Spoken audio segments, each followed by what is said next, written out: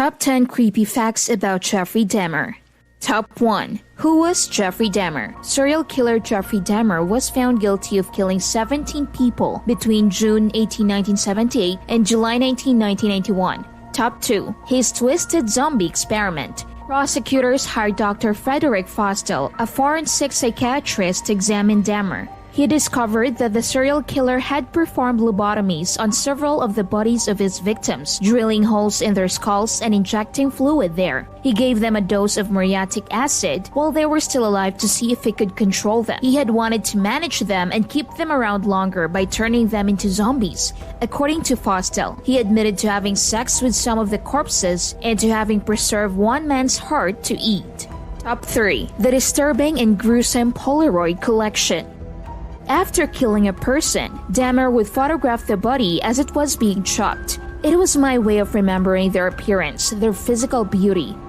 If I couldn't keep them there with me whole, at least I could keep their skeletons, Dahmer said. When one of the officers saw the horrifying collection of Polaroid photos, he started looking into it more and found his fridge full of jars holding human genitalia and other body parts.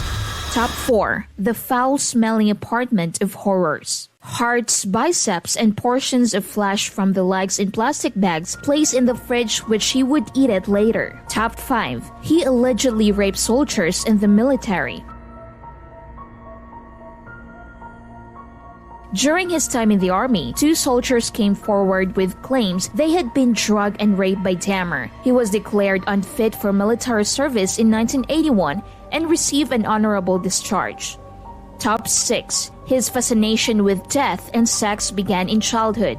Dahmer's father recalled how his son's fantasies connected with death and sex began with roadkill during his childhood. Jeffrey cut them open to examine the insides of the animals, he said. He did what most all of us young males do when the hormones kick in tremendously, and he was doing something sexually with them. And I think the neuronal connections, made contact and sort of hardwired Jeff. Things like that should have given the parents a clue that something was seriously wrong, don't you think?